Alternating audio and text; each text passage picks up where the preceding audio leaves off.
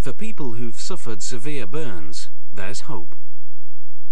They can be treated with skin grafts using human skin that's been cultured in a lab.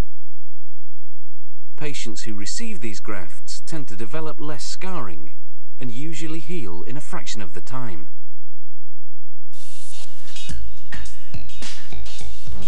To grow skin, skin cells have to be isolated and collected and made to multiply. It all begins with the removal of a small skin sample. The 10 million cells in this piece are enough to make a culture.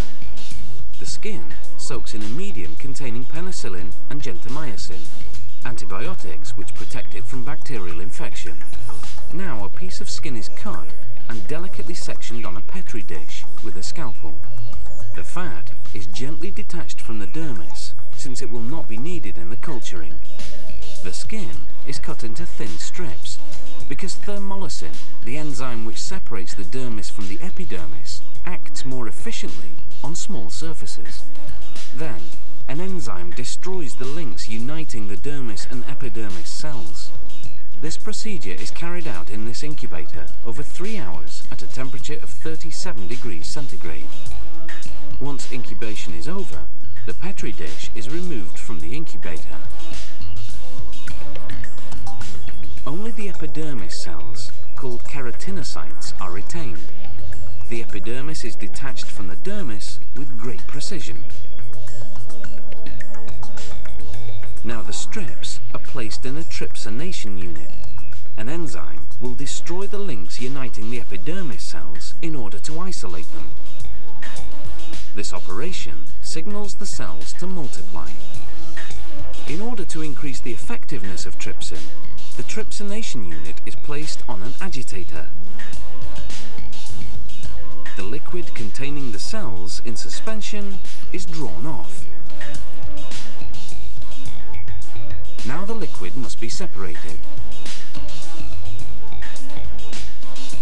The desired cells lie at the bottom of the tube, while the upper floating solution containing the trypsin has to be removed.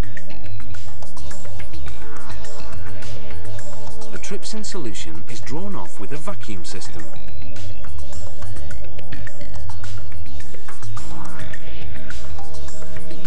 In order to eliminate all traces of trypsin, further chemicals are added and the mixture put back into suspension.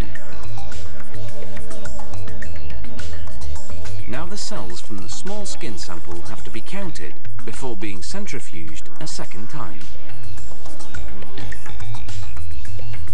The cells are counted by hand using a microscope, or in this specialist equipment.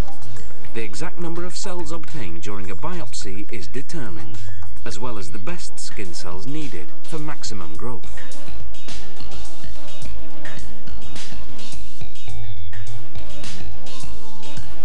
The bottom portion of keratinocytes is divided in these flasks, containing a culture medium whose composition resembles blood.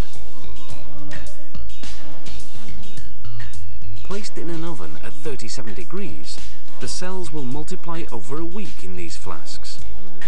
The solution in which the cells are immersed is changed every 2 days.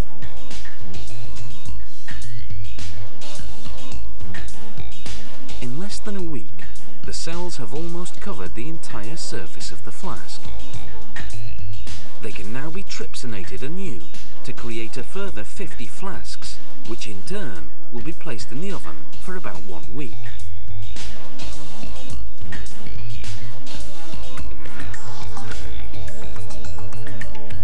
Skin strips carpet the inner surface of the flask.